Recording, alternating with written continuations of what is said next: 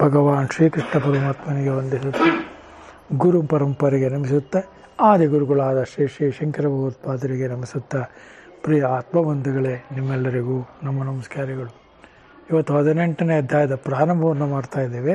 ಅಥ ಅಷ್ಟಾದಶೋಧ್ಯಾಯ ಮೋಕ್ಷ ಸನ್ಯಾಸ ಯೋಗ.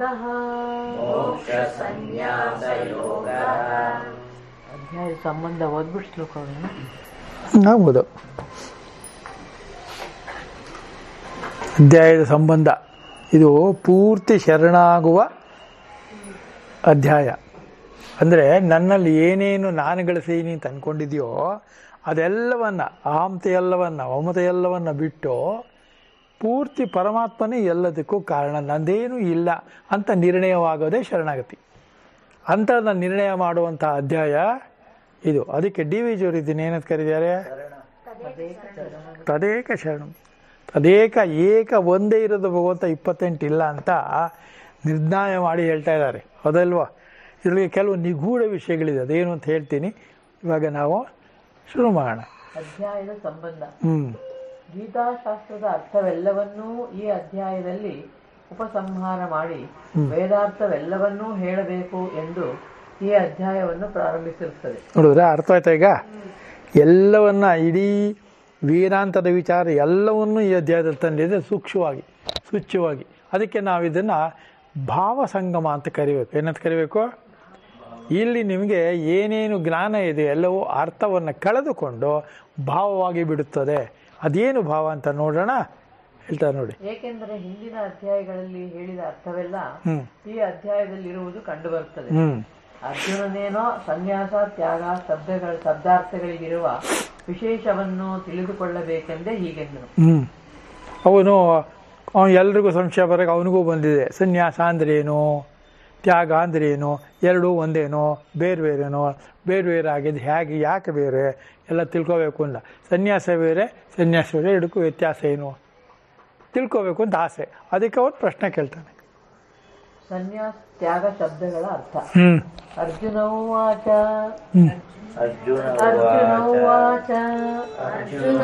ಅರ್ಜುನನಿಂದ ಶುರುವಾಗುತ್ತೆ ಇದು. ಸನ್ಯಾಸಸ್ಯ ಮಹಾಬಾಹೋ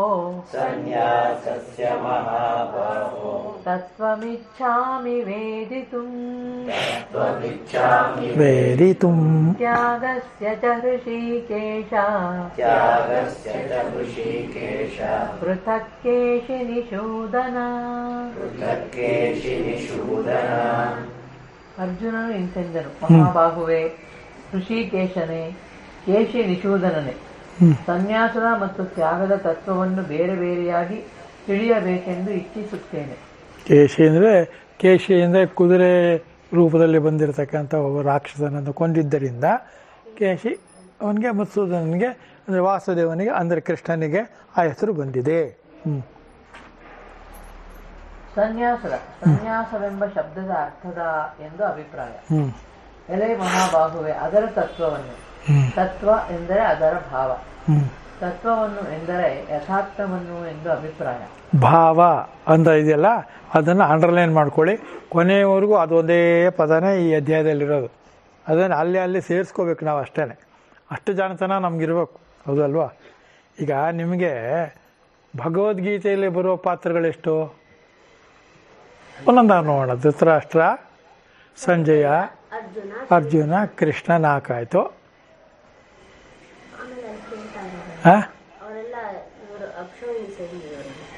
ಅವ್ರು ಬಿಟ್ಬಿಡಿ, ಅವರಲ್ಲಿ ಭಗವದ್ಗೀತೆ ಪಾತ್ರಕ್ಕೆ ಬರಲ್ಲ ಅವರು.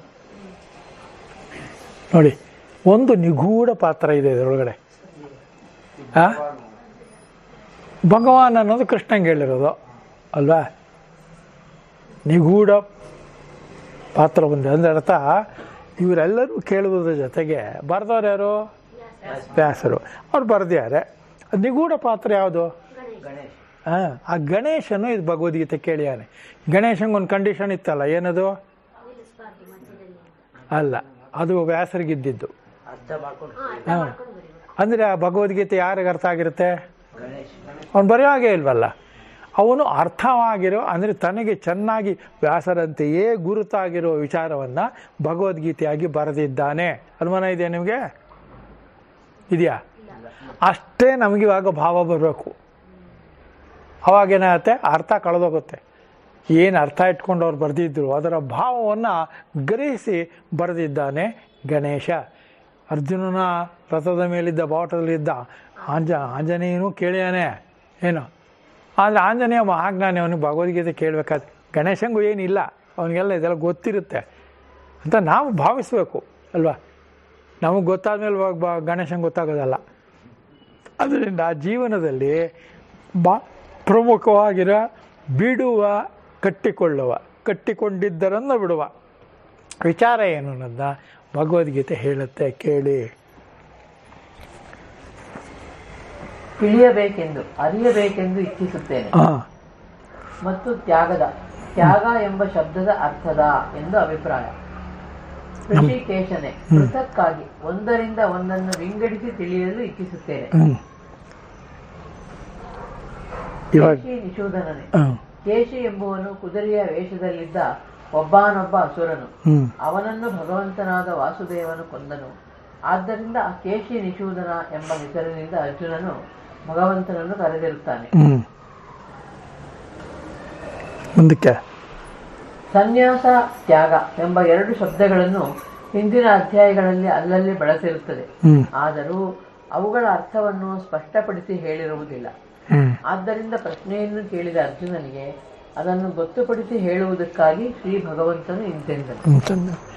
ಸನ್ಯಾಸ ಅಂದರೆ ತ್ಯಾಗ ಅಂದರೆ ಎರಡೂ ಬಿಡೋದೇನೆ ಅಲ್ವಾ.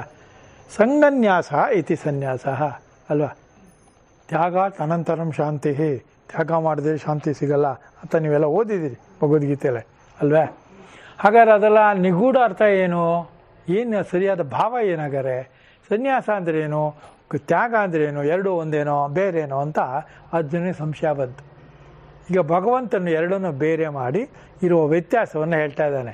ಹೀಗೂ ಹೇಳ್ತಾರೆ, ಹಾಗೂ ಹೇಳ್ತಾರೆ. ಯಾವಾಗಲೂ ಭಗವಂತ ಅನ್ನೋದು ಎಡವಟ್ಟೆ ತಾನೆ.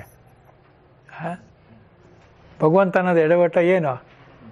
ನಿಮ್ಗೆ ಅರ್ಥವಾಗಬೇಕು, ಅರ್ಥವಾಗದ ಹಾಗಿರ್ಬೇಕು ನೀವು. ಅದು ಜೀವಕ್ಕೆ ಇರತಕ್ಕಂಥ ಹಕ್ಕನ್ನು ಭಗವಂತ ಪ್ರಣಿಪಾತ ಮಾಡಿರೋದು. ಹೌದಲ್ವ? ಏನು ಹೇಳ್ತಾನೆ ನೋಡಿ.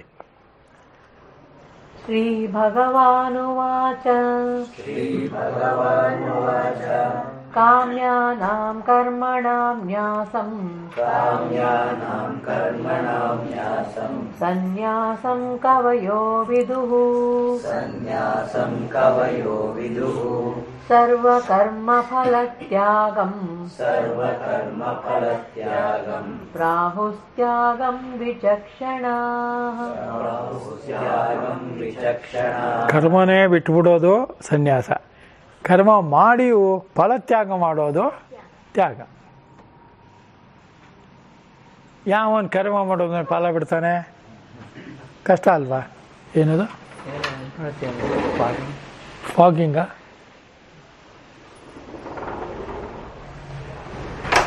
ಆ ಬಾಗಿಲು ಹಾಕ್ಬಿಡಾಗಾರೆ.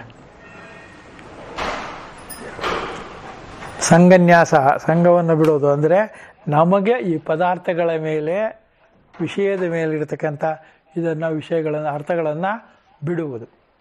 ತ್ಯಾಗ ಅಂದರೆ ಕರ್ಮ ಮಾಡೋದು, ಫಲ ಯಾರಿಗಾರು ಸಿಕ್ಕಲಿ ಒಳ್ಳೆಯದಾಗಲಿ, ಒಳ್ಳೆಯದೋ ಕೆಟ್ಟದ್ದೋ ಎಲ್ಲ ಕರ್ಮಗಳು ಫಲವನ್ನು ಕೊಟ್ಟೇ ಕೊಡುತ್ತದೆ. ಒಪ್ಕೋತೀರೋ ಬಿಡ್ತೀರೋ? ಏನು ಮಣಿ? ಕರ್ಮ ಫಲ ಕೊಟ್ಟೇ ಕೊಡುತ್ತೆ. ನನಗೇ ಕೊಡಬೇಕು ಅಂತ ಇದೆಯಲ್ಲ, ಆ ಸ್ವಾರ್ಥ ಬಿಡೋದು. ಕರ್ಮದ ಫಲ ತ್ಯಾಗ ಮಾಡೋದು ಅಂದ್ರೆ ಅರ್ಥ, ನನಗೆ ಕರ್ಮ ಮಾಡಿದೆ ಅಷ್ಟೇ ನನ್ನ duty. It is my duty. ನಾನು ಅದನ್ನು ಕರ್ತವ್ಯ ಥರ ಮಾಡ್ತೇವೆ ಹೊರತು ಕರ್ತವ್ಯ ಕರ್ಮ ಹೊರತು ಅದನ್ನು ಕರ್ಮ ಫಲವನ್ನು ನಾನು ಅನುಭವಿಸೋಕ್ಕೋಸ್ಕರ ಮಾಡ್ತಾ ಇಲ್ಲ. ಅದೇ ಸ್ವಾರ್ಥ ಇಲ್ಲ. ಹೌದಲ್ವಾ? ಆ ಥರ ಮಾಡೋಕ್ಕಾಗ ಎಲ್ಲಿ ಯಾರೋ ಒಬ್ರು ಇರ್ತಾನೆ, ಅವ್ನು ಕಾಣೋದಿಲ್ಲ, ಅದು ಪ್ರಚಾರನೂ ಮಾಡೋಲ್ಲ ಅವರು. ಹೌದಲ್ವಾ? ಏನು ರಮೇಶ್? ಫಲತ್ಯಾಗ ಇದೆಯಲ್ಲ, ಅದು ಬಹಳ ಕಷ್ಟ ಏನಿಲ್ಲ. ಸುಮ್ಮನೆ ಫಲತ್ಯಾಗ ಮಾಡೋದು. ನಾನು ಬಿಟ್ಟಿದ್ದಿಲ್ಲ ಫಲ, ಅದೇ ನೀನು ತಿಂತಾ ಇರೋದು, ಆ ಥರ ಎಲ್ಲ ಮಾತಾಡ್ಬಿಡ್ರು. ಹೌದಲ್ವಾ? ನಾ ದುಡಿಯೋದು ಜಾತಿಗೋಸ್ಕರ, ನಿಂಗೋಸ್ಕರ ಅಂತ ಹೆಂಡತಿಗೆ ಅಂತಾನೇ ಇರೋದು. ಒಂದು ದಿವಸ ಅವಳು ಏನಾದ್ರು ಅನ್ನಕ್ಕೋ ಅದಕ್ಕೋ ಹಾಕ್ಬಿಟ್ರೆ ಕ್ಲೋಸ್ ಅವನು. ಹೌದು. ಅಂದರೆ ಭಯ ಇರಬೇಕು ಅಂತಲ್ಲ, ಎಚ್ಚರಿಕೆ ಇರಬೇಕು, ಜ್ಞಾನದ ಎಚ್ಚರಿಕೆ ಅದಿದ್ದರೆ ಮಾತ್ರ ಅವನಿಗೆ ಬರುತ್ತೆ. ಅದಕ್ಕೋಸ್ಕರ ಇಲ್ಲಿ ಜ್ಞಾನಕ್ಕೆ ಭಾಳ ಮಹತ್ವವನ್ನು ಕೊಟ್ಟಿದ್ದಾರೆ. ಕೊಡ್ತಾ ಕೊಡ್ತಾ ಪ್ರತಿಯೊಂದು ಅಧ್ಯಾಯದಲ್ಲಿ ಇರ್ತಕ್ಕಂಥ ಪ್ರಮುಖವಾದ ವಿಷಯಗಳನ್ನು ಇಲ್ಲಿ ಚರ್ಚೆ ಮಾಡಲಾಗಿದೆ. ಒಂದೊಂದು ಸೂಕ್ಷ್ಮವಾಗಿ ನೀವು ಗಮನಿಸಬೇಕು, ಆಗಲೇ ಭಾವ ಬರುತ್ತೆ. ಆ ಭಾವ ಬರುತ್ತಲ್ಲ, ಅದನ್ನೇ ಅಧ್ಯಯನ ಅಂತ ಕರೆಯೋದು. ಇಲ್ಲಿವರೆಗೂ ನಾವು ಮಾಡಿರೋದೆಲ್ಲ ಏನೋ ಜ್ಞಾನ, ಆತ್ಮಜ್ಞಾನ ಅಲ್ಲ. ಈಗ ಆತ್ಮಜ್ಞಾನದ ವಿಚಾರ ಹೇಳ್ತಾರೆ. ಎಲ್ಲವೂ ಆತ್ಮಜ್ಞಾನದಿಂದಲೇ ಆಗೋದು, ಆತ್ಮದಿಂದಲೇ ಆಗೋದು. ಅಥವಾ ಆತ್ಮನಸ್ತು ಕಾಮಾಯ ಸರ್ವಂ ಪ್ರಿಯಂ ಭವತೆ ಹೇಳ್ತಾನೆ ಇರ್ತೀನಲ್ಲ. ಅಥವಾ ಯಾವ ಭಗವದ್ಗೀತೆ ಅಥವಾ ಅಧ್ಯಾತ್ಮ ಅಥವಾ ವೇದಾಂತಗಳೆಲ್ಲ ವಿಚಾರ ಇದ್ದೇ ಇದೆಯಲ್ಲ, ಇದೇ ಇದೆ ತಾನೆ. ಏನು ಹೇಳ್ತಾರೆ ಮುಂದಕ್ಕೆ ನೋಡಿ. ಶ್ರೀ ಭಗವಂತನು ಇಂತೆಂದನು, ಕಾಮ್ಯ ಕರ್ಮಗಳನ್ನು ಬಿಡುವುದನ್ನು ಕವಿಗಳು ಸನ್ಯಾಸ ಎಂದು ತಿಳಿಯುತ್ತಾರೆ. ಸರ್ವ ಕರ್ಮಗಳ ಫಲವನ್ನು ಬಿಡುವುದನ್ನು ವಿಚಕ್ಷಣರು ತ್ಯಾಗ ಎಂದು ಕರೆಯುತ್ತಾರೆ. ಅಶ್ವಮೇಧವೇ ಮುಂತಾದ ಕಾಮ್ಯ ಕರ್ಮಗಳ ನ್ಯಾಸವನ್ನು ಅಂದರೆ ಪರಿತ್ಯಾಗವನ್ನು ಮಾಡಬೇಕಾಗಿ ಬಂದದ್ದನ್ನು ಮಾಡದೇ ಇರುವುದನ್ನು ಸನ್ಯಾಸ ಎಂದು, ಸನ್ಯಾಸ ಶಬ್ದ ಅರ್ಥ ಎಂದು ಕವಿಗಳು ಪಂಡಿತರು ತಿಳಿಯುವರು. ಕವಿಗಳು ಅಂದ್ರೆ ಏನರ್ಥ? ಒಂದನ್ನು ಎರಡಾಗಿ ಮೂರಾಗಿ ವೈಭವವಾಗಿ ಬೇರೆ ಬೇರೆ ವರ್ಣರಂಜಿತವಾಗಿ ಹೇಳತಕ್ಕಂಥವರು ಕವಿಗಳು, ಹೌದಲ್ವ? ರವಿ ಕಾಣದ್ದನ್ನು ಕವಿ ಕಂಡ, ಕವಿ ಕಾಣದ್ದನ್ನು ಕವಿಯು ಕಾಣದ್ದನ್ನು ಯಾರು? ಭಗವಂತ ಮಾತ್ರ. ಹೇಳೋಕ್ಕೆ ನಮ್ಗೆ ಅನುಮಾನ ಇರುತ್ತೆ. ಯಾಕೆಂದರೆ ಕವಿ ಸರಿಯೋ ರವಿ ಸರಿಯೋ ಭಗವಂತ ಸರಿಯೋ? ಈ ಕವಿಯನ್ನು ರವಿಯನ್ನು ಮಾಡಿದವನು ಯಾರು? ಭಗವಂತ. ಅವನು ಕಾಣಲ್ಲ, ಅದು ನಿಗೂಢ ಭಾವ. ಈ ಭಾವವನ್ನು ಬರುವುದಕ್ಕೋಸ್ಕರವಾಗಿ ಇಲ್ಲಿ ನಿಚ್ಚಳವಾಗಿ ಭಗವಂತನನ್ನೇ ಉದ್ದೇಶಿಸಿ ತಿರುಗಿ ಮುರುಗಿ ತರ್ತಾರೆ. ಇದು ಸನ್ಯಾಸಕ್ಕೆ ಹೇಳಿರೋ ಅರ್ಥದಲ್ಲಿ ಕವಿಗಳು ಕಂಡುಕೊಂಡಿರ್ತಕ್ಕಂಥ ಭಾವ. ಆಚರಿಸುವ ನಿತ್ಯ ನೈಮಿತ್ತಿಕ ರೂಪವಾದ ಸರ್ವ ಕರ್ಮಗಳಿಗೂ ತನಗೆ ಸಂಬಂಧಪಟ್ಟು ಬಂದೊದಗಿದ ಫಲವನ್ನು ಬಿಡುವುದೇ ಸರ್ವ ಕರ್ಮ ಫಲತ್ಯಾಗ. ತನಗೆ ಸಂಬಂಧಪಟ್ಟ ಫಲಗಳನ್ನು ಬಿಡುವುದೇ. ಸಂಬಂಧಪಟ್ಟಿದ್ದರೂ ಕೂಡ, ಅದಕ್ಕೆ ನಾನು ಯೋಗ್ಯನಾಗಿದ್ದರೂ ಕೂಡ ಇದು ನನಗೆ ಬೇಡ. ಇದಕ್ಕೆ ಬೇಕಾದಷ್ಟು ಉದಾಹರಣೆಗಳಿದೆ. ಏನು? ತನಗೆ ಬಂದಿದ್ದನ್ನು ಬೇರೆ, ತನಗೆ ಬಂದಿದ್ದಲ್ಲ ಆಸ್ತಿ ಎಲ್ಲ ಮಗನಿಗೆ ಕೊಡೋದು ಅದು ತ್ಯಾಗ ಅಲ್ಲ. ಮಗನಿಗೆ ತನ್ನಷ್ಟು ತಾನೇ ಹೋಗುತ್ತೆ. ಹೆಂಡತಿಗೆ ಕೊಡುವುದು ತ್ಯಾಗವಲ್ಲ. ಸೊಸೆಗೆ, ಅಳಿಯನಿಗೆ, ಮಗಳಿಗೆ ಕೊಡುವುದು ತ್ಯಾಗವಲ್ಲ. ಏನು? ಅದು ತನ್ನಷ್ಟಿಗೆ ತಾನೇ ಹೋಗೋದು. ನಾನು ನಿಂಗೆ ಏನೇನು ಕೊಟ್ಟಿದ್ದೀನಿ ಗೊತ್ತಾ ಅಂತ ಮಗನ ಕೇಳಾಗಿಲ್ಲ. ನೀನು ಹೋದರೆ ಸಾಕು, ಅವನಿಗೆ ಎಲ್ಲ ಆಗತ್ತೆ. ಹೌದಲ್ವಾ? ಯಾಕೆ ಮಂಜುನಗ್ತಾ ಇದ್ದೀರಾ? ಅಪ್ಪ ಏನು ಬರ್ಕೊಡುವ ನೋಡಿ. ಒಬ್ಬ ಡಾಕ್ಟ್ರ್ ಇರ್ತಾನೆ, ತನಗಿರುವ ಆಸ್ತಿಯನ್ನು, ಕಾರನ್ನು ಎಲ್ಲನೂ ಮಗನಿಗೆ ಬರ್ಕೊಟ್ಬಿಡ್ಬೋದು. ಆದರೆ ವೈದ್ಯಕೀಯ ಅವನಿಗೆ ಬಂದಿರೋಕ್ಕಂಥ ವೃತ್ತಿಯನ್ನು ಬರ್ಕೊಡೋಕ್ಕಾಗಲ್ಲ. ಯಾಕೆಂದರೆ ಅದು ಜ್ಞಾನವನ್ನು ಬರ್ಕೊಡೋಕ್ಕಾಗಲ್ಲ. ಕಲಿಸಬಹುದು ಅವನು ಕಲಿತ್ರೆ, ಹೌದಲ್ವ? ಆದ್ದರಿಂದ ವಿದ್ಯೆ ಅನ್ನೋದು ಇದೆಯಲ್ಲ, ಆತ್ಮವಿದ್ಯೆಯೇ ಎಲ್ಲ ವಿದ್ಯೆಗಳಿಗಿಂತ ಮೇಲಿನದು. ಅದನ್ನು ತಿಳ್ಕೋಬೇಕು ಅಂತ, ಅದರ ಭಾವ ತಿಳ್ಕೋಬೇಕು ಅಂತ ಇವನು ಎರಡಕ್ಕೂ ವ್ಯತ್ಯಾಸ ಕೇಳ್ತಾ ಇದ್ದಾನೆ. ಬಿಟ್ಬಿಡೋದ, ಕಟ್ಕೊಳ್ಳೋದ? ಸನ್ಯಾಸ ಅಂದರೆ ಬಿಡೋದಾ ಅಥವಾ ತ್ಯಾಗ ಅಂದರೆ ಬಿಡೋದಾ? ಏನರ್ಥ? ಅದನ್ನು ಬೇರೆ ಬೇರೆಯಾಗಿ ಬಿಡಿಯಾಗಿ ಅದಕ್ಕಿರುವ ಭಿನ್ನತೆಯನ್ನು ಹೇಳಬೇಕು ಅಂತ ಕೇಳ್ಕೊಂಡ್ಯಾನೆ. ಯಾರೋ ಜೋರಾಗಿ ಹೇಳೋದು ಇರುವಾಗ ನಾನು ಇವತ್ತು ಊಟ ಬಿಟ್ಟಿದ್ದೀನಿ ಅನ್ನೋದು. ಆಮೇಲೆ ಒಂದು ಅರ್ಧ ಗಂಟೆ ಆದಮೇಲೆ ಏನಾದ್ರು ತಿನ್ನಕ್ಕಿದೆಯೇ ಅನ್ನೋದು. ಅದೇನು ಬಿಟ್ಟಾಗಾಯ್ತು ಅಲ್ವಾ? ಇವನೇನು ತಿನ್ನಲ್ಲ ಅಂದ್ಕೊಳ್ಳೋಳು, ಏನು ಮಾಡಿಲ್ಲ, ದಬರಿ ಎಲ್ಲ ಮುಗ್ಚಾಕ್ಬಿಟ್ಟಾಳೆ, ಚೆನ್ನಾಗಿ ಉಂಡ್ಬಿಟ್ಟಾಳೆ. ಏನು ರೀ ಏನು ಬೇಡ ಅಂದಿಲ್ಲಪ್ಪ. ಅವನ ಕತೆ ಏನು? ಒಂದಿದೆ ಅವನಿಗೆ ಆಶ್ರಯ. ಏನದು? ತರ್ಸ್ಕೊಂಡ್ರೆ ಹೆಂಡ್ತಿ ಗೊತ್ತಾಗ್ಬಿಡುತ್ತೆ. ಬೇಡ ಅಂತ ಹೇಳ್ಬಿಟ್ಟು ಏನು ಹೆಂಡ್ತಿ, ನಾನು ಇಲ್ಲೇ ಹೋಗಿ ಬರ್ತೀನಿ. ಸ್ವಿಗ್ಗಿ ಝೊಮ್ಯಾಟೊ ತರ್ಸ್ಕೊಂಡ್ಬಿಟ್ರೆ ಹೆಂಡ್ತಿಗೆ ಗೊತ್ತಾಗ್ಬಿಡುತ್ತೆ. ಊಟ ಬೇಡ ಅಂತ ಹೇಳ್ಬಿಟ್ಟೇನು ಅವಳಿಗೆ. ಏನು ರಘು ನೀವು ಸಿಕ್ಕಾಕೊಳ್ಳೋದೇ ಹೇಳ್ಕೊಡ್ತೀರಪ್ಪ. ಇಲ್ಲೇ ಹೋಗಿ ಬರ್ತೀನಿ, ಫ್ರೆಂಡನ್ನು ನೋಡ್ಕೊಂಬರ್ತೀನಿ ಅನ್ನೋದು. ಫ್ರೆಂಡ್ ನೋಡೋಕೆ ಹೋಗಲ್ಲ. ಎಲ್ಲಿ ಹೋಗ್ತಾನೆ? ಹೋಟ್ಲನು ಇವನು ಬೇಡದೇ ಇರೋದು ಯಾವುದೋ ಮಾಡಿಟ್ಟಿದ್ದಾನೆ, ಬೇಕಾ ಬೇಡ ಅಂತ. ಅಲ್ಲಿ ಹೋಗಿ ತಿನ್ನಬೇಕು ಅಂತ ನೋಡ್ತಾನೆ. ಮಗ್ದಲ್ಲಿ ಹೆಂಡ್ತಿ ತಿಂತಾ ಇರ್ತಾಳೆ, ಅವಳು ಆಗಲೇ ಬಂದ್ಬಿಟ್ಟಾಳೆ. ಏನು ಮಂಜು, ಸಿಕ್ಕಾಕೊಳ್ಳೋದೆಲ್ಲ ಹೀಗೆ ಮನುಷ್ಯ ಅಲ್ವಾ? ಅದಕ್ಕೆ ಏನೂ ಬೇಡ ಅನ್ಬಾರ್ದು, ಏನೂ ಬೇಕು ಅನ್ಬಾರ್ದು. ಇದ್ರೆ ಚಲಾವೋ ಸಂತುಷ್ಟ, ಬಂದರೆ ಉಂಟು, ಬರಲಿಲ್ಲ ಬೇಡ, ನಾನೇನು ಕೇಳಿರಲಿಲ್ಲ. ಹೌದಾ? ಆ ಥರ ಮನಸ್ಸಿನಲ್ಲಿ ನಿರ್ಭಯವಾಗಿರಬೇಕು, ನಿರ್ದಯವಾಗಿರಬೇಕು, ನಿರಂಜನವಾಗಿರಬೇಕು, ಜ್ಞಾನದಿಂದ ಕೂಡಿರ್ತಕ್ಕಂಥ ವಿಚಾರ ಆಗಿರಬೇಕು. ಹೇಳಿ. ಸರ್ವ ಕರ್ಮಗಳಿಗೂ ತನಗೆ ಸಂಬಂಧಪಟ್ಟು ಬಂದೊದಗಿದ ಫಲವನ್ನು ಬಿಡುವುದೇ ಸರ್ವ ಕರ್ಮ ಫಲತ್ಯಾಗ. ಅರ್ಥ ಆಯ್ತಾ? ಈಗ ಅದನ್ನು ಪದೇ ಪದೇ ಓದ್ಕೊಳ್ಳಿ, ಮನೇಲೂ ಓದಿ, ಭಗವದ್ಗೀತೆ ಮುಗಿದ ಮೇಲೂ ಮುಚ್ಚಿಟ್ಟ ಮೇಲೂ ಓದ್ತಾ ಇರಿ. ಅದನ್ನು ವಿಚಕ್ಷಣರು ಪಂಡಿತರು ತ್ಯಾಗವೆಂದು ತ್ಯಾಗ ಶಬ್ದಾರ್ಥ ಎಂದು ಹೇಳುತ್ತಾರೆ.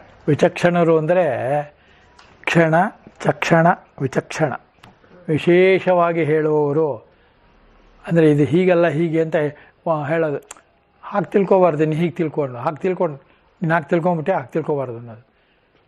ಒಂದಕ್ಕೆ 10-20 ಥರ ಮಾಡ್ತಾ ಇರೋದು. ಈ ಭಗವದ್ಗೀತೆ ಇಲ್ಲಿವರೆಗೂ ವಿಚಕ್ಷಣರಿಂದ ಪ್ರಸ್ತುತ ಬರ್ತಾ ಇದೆ. ಒಬ್ಬೊಬ್ಬರು ಒಂಥರ ಮಾಡ್ತಾರೆ, ಹೌದಾ? ಕೇಳೋರಿಗೆ ಕೊನೆಗೂ ಭಗವದ್ಗೀತೆ ಅವನ ಅಭಿಪ್ರಾಯ ಹೇಳ್ತಾ ಇರ್ತಾನೆ.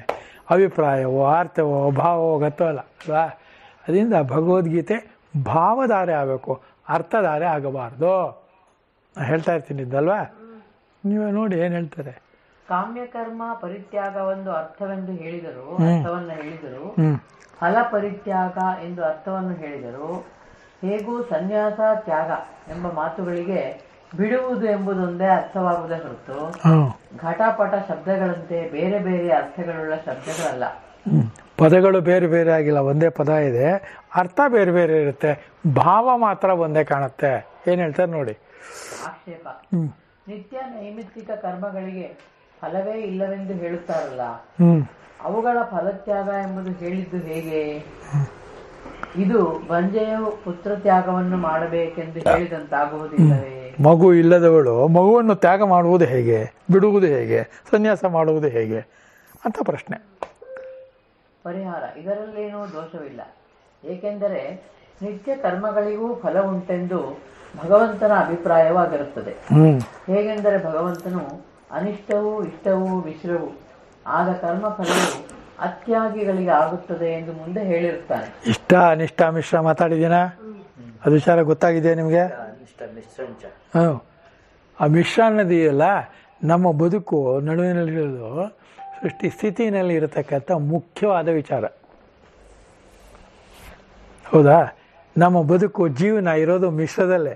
ಒಂದು ಒಳ್ಳೆದಾಗತ್ತೆ, ಒಂದು ಕೆಟ್ಟದಾಗತ್ತೆ. ಕೆಟ್ಟದ್ದು ಒಳ್ಳೆಯದು ನಾವು ಅನ್ಕೋತಾ ಇರ್ತೀವಿ, ಅದು ಒಳ್ಳೆಯದು ಇಲ್ಲ ಕೆಟ್ಟದ್ದು ಇಲ್ಲ. ಏನಾಗಿರ್ತದೋ ಮಿಶ್ರ. ಮಿಶ್ರ ಅಂದರೆ ಏನು? ಸಹಜವಾಗಿ ಆಗಿರುತ್ತೆ ಅಲ್ಲ. ಅವನು ಕೊಂದುಬಿಟ್ರಲ್ರಿ ಅಂದರೆ ಅವನ್ನ ಸಾಯಿಸ್ಬೇಕು ಅಂತ ಕೊಲ್ಲಿಲ್ಲ ಅಂದರೆ ಏನರ್ಥ? ಸತ್ತೇ ಹೋಗ್ತಾನಲ್ಲ ಅವನು.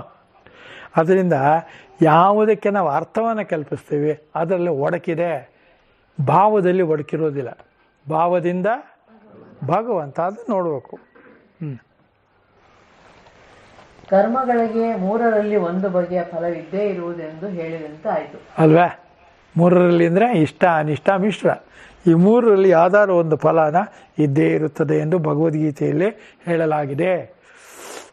ಆದರೆ ಸನ್ಯಾಸಿಗಳಿಗೆ ಯಾವ ಫಲವೂ ಆಗುವುದಿಲ್ಲ ಎಂದು, ಸನ್ಯಾಸಿಗಳಿಗೆ ಮಾತ್ರ ಕರ್ಮಫಲದ ಸಂಬಂಧವಿಲ್ಲ ಎಂದು ಹೇಳಿ ಸನ್ಯಾಸಿಗಳಲ್ಲದವರಿಗೆ ನಿತ್ಯ ಕರ್ಮದ ಫಲವಾಗುವುದೆಂದು ಅತ್ಯಾಗಿಗಳಿಗೆ ಸತ್ತ ಬಳಿಕ ಆಗುವುದು ಎಂದು ತಿಳಿಸಿರುತ್ತಾನೆ. ಸನ್ಯಾಸಿಗಳಿಗೆ ಆಗುವುದಿಲ್ಲ, ಮಿಕ್ಕವರಿಗೆ ಆಗುತ್ತದೆ ಎಂಬ ವಚನವು ನಿತ್ಯ ಕರ್ಮಗಳಿಗೆ ಫಲವಿಲ್ಲದಿದ್ದರೆ ಬರಿಯ ನಿತ್ಯ ನೈಮಿತ್ತಿಕ ಕರ್ಮವನ್ನು ಮಾಡುವವರಿಗೆ ಹೊಂದುತ್ತಿರಲಿಲ್ಲ ಅಲ್ವಾ? ಹೊಂತಾಯ್ತೋ ಇಲ್ಲ. ಅದಕ್ಕೆ ನಾವು ಸನ್ಯಾಸಿಗಳು ನೇರವಾಗಿ ತಿಳ್ಕೋಬೇಕು ಅಂದರೆ ನಾವು ಕರ್ಮವನ್ನೇ ಬಿಟ್ಟು ಬಿಡುವುದು ಸನ್ಯಾಸ, ಕರ್ಮ ಮಾಡಿ ಫಲವನ್ನು ಬಿಡುವುದು ತ್ಯಾಗ. ಇದನ್ನು ಸ್ವಲ್ಪ ಈಗಲಿಂದ ಸ್ವಲ್ಪ ಇಟ್ಕೊಂಡಿರಿ, ಆಮೇಲೆ ವಿಸ್ತಾರಕ್ಕೆ ಬರ್ತೀನಿ. ವಿಸ್ತಾರ ಬರ್ತಾ ಬರ್ತಾ ನಿಮಗೆ ಅರ್ಥ ಆಗುತ್ತೆ. ಏನು ಹೇಳ್ತಾನೆ ನೋಡಿ. ಈಗ ಕರ್ಮತ್ಯಾಗದ ವಿಷಯದಲ್ಲಿ ಅಜ್ಞರ ವಿಕಲ್ಪಗಳು ನೋಡಿ. ಅಜ್ಞರ ವಿಕಲ್ಪಗಳು, ಅಜ್ಞರು ಅಂದರೆ ಗೊತ್ತಿಲ್ಲದೆ ಇರೋರು, ಅರಿವಿಲ್ಲದೆ ಇರುವವರು, ತಿಳುವಳಿಕೆ ಇಲ್ಲದವರು. ಹೇಳ್ತಾ ಇರ್ತಾರೆ ನನಗೆಲ್ಲ ಗೊತ್ತು ಅನ್ನೋ ಥರ ಹೇಳ್ತಿರ್ತಾರೆ. ನಿಜವಾಗ್ಲೂ ಗೊತ್ತಿರಲ್ಲ, ಬಿಡ್ತಾ ಇರ್ತಾರೆ ರೀಲು, ನನಗೆಲ್ಲ ಗೊತ್ತು ಅಂತ ಅನ್ಕೋತಾ ಇರ್ತಾರೆ. ಯಾಕೆ ಹಾಗೆ ಅನ್ಕೋತಾರೆ ಅಂದರೆ ಅಜ್ಞರು. ಅವ್ರಿಗೆ ನನಗೆ ಗೊತ್ತಿಲ್ಲ ಅನ್ನುವುದು ಕೂಡ ಗೊತ್ತಿರುವುದಿಲ್ಲ, ಆದ್ದರಿಂದ ಹೇಳ್ತಾರೆ. ತಪ್ಪು ಅಂತಲ್ಲ, ಅವರಿರೋದೇ ಹಾಗೆ, ಏನು ಮಾಡೋಕ್ಕಾಗಲ್ಲ, ಹೌದಾ? ಈಗ ಈ ಜಗತ್ತಿನಲ್ಲಿ ಎಷ್ಟು ದೇವರಿದ್ದಾರೆ?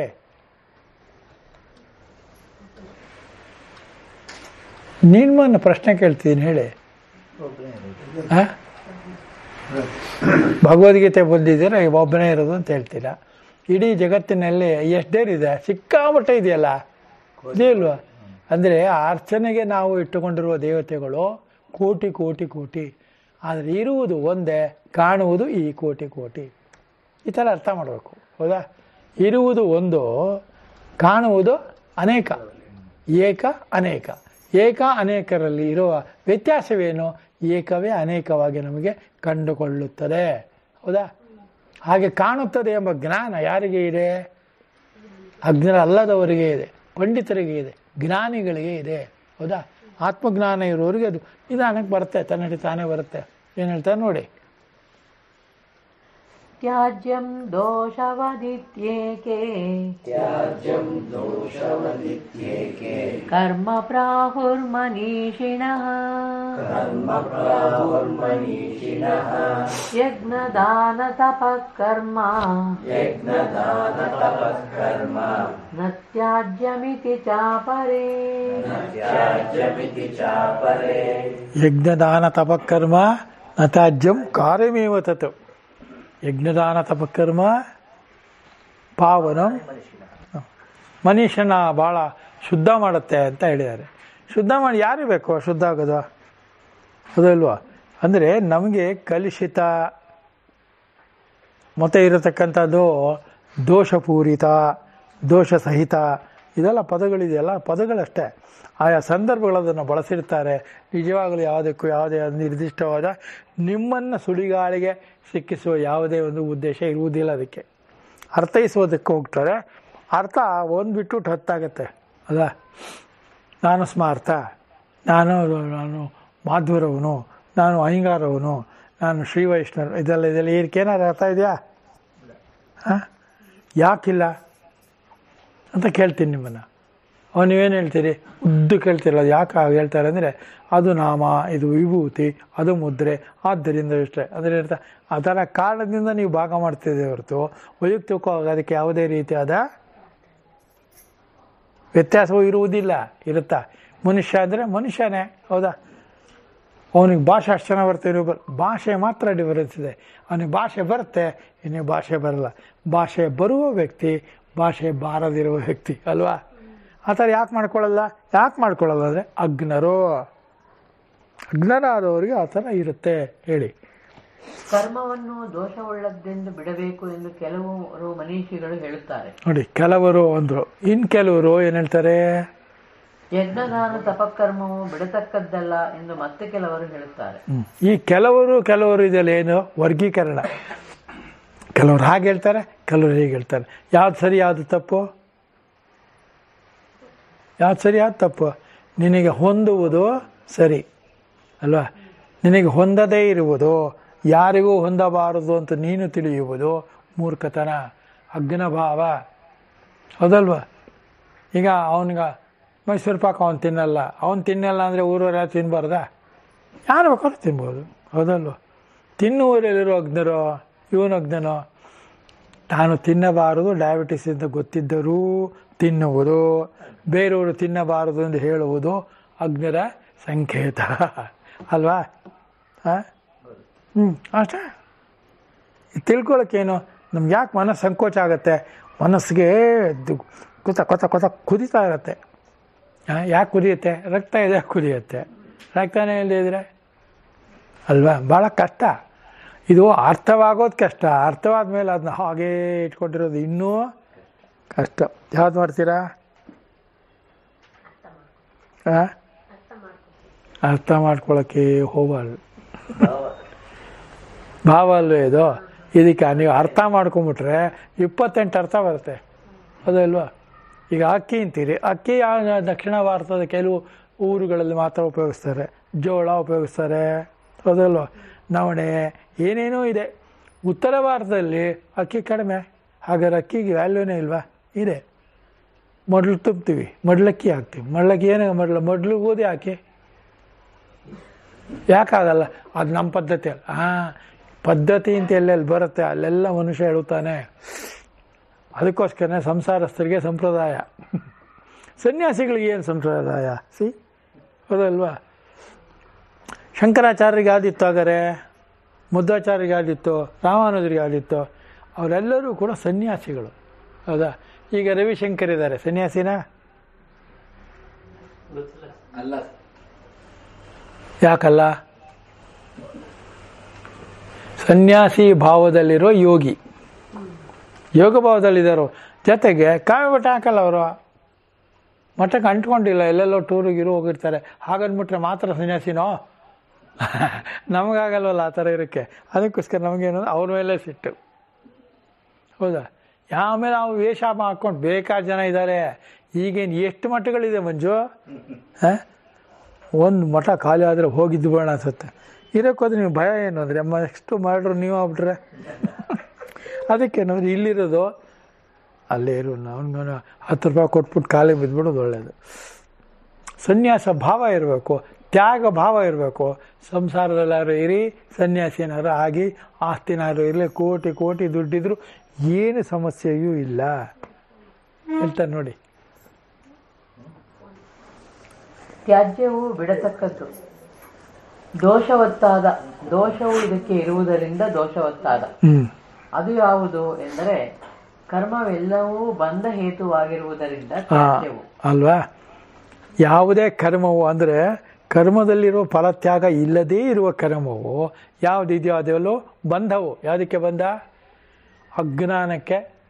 ಜ್ಞಾನಕ್ಕೆ ಬಂಧ. ಅದು ಅಜ್ಞಾನ ಗೊತ್ತಾಗುತ್ತೆ, ಮತ್ತೆ ಪುನರ್ಜನ್ಮಕ್ಕೆ ಕಾರಣವಾಗುತ್ತದೆ ಅಂತ ವಿಶ್ಲೇಷಣೆ ಇರೋದು, ವೇದಾರ್ಥ ಇರೋದು, ವೇದಾಂತದ ಭಾಗದಲ್ಲಿರತಕ್ಕಂಥ ಭಾವ ಅದು. ಅದರಿಂದ ಆ ಭಾವವನ್ನು ಇಟ್ಟುಕೊಳ್ಳತಕ್ಕದ್ದು. ಅಥವಾ ದೋಷವತ್ ಎಂದರೆ ಹೇಗೆ ರಾಗವೇ ಮುಂತಾದ ದೋಷವನ್ನು ಬಿಡುತ್ತಾರೋ ಹಾಗೆ ಕರ್ಮವು ಬಿಡತಕ್ಕದ್ದು ಎಂದು ಕೆಲವರು ಮನೀಷಿಗಳು, ಪಂಡಿತರು, ಸಾಂಖ್ಯರೇ ಮೊದಲಾದವರ ದೃಷ್ಟಿಯನ್ನು ಆಶ್ರಯಿಸಿದವರು ಹೇಳುತ್ತಾರೆ. ಅಧಿಕಾರಿಗಳಾದ ಕರ್ಮಿಗಳೂ ಕೂಡ ಬಿಡಬೇಕು ಎಂದು ಹೇಳುತ್ತಾರೆ. ಅಧಿಕಾರಿಗಳಾದ ಕರ್ಮಿಗಳು ಕರ್ಮ ಮಾಡ್ತಾ ಇದ್ರು, ನಿಮ್ಗೆ ಅಧಿಕಾರ ಇದ್ರೂ ಅಧಿಕಾರವನ್ನು ಚಲಾಯಿಸಬಾರದು.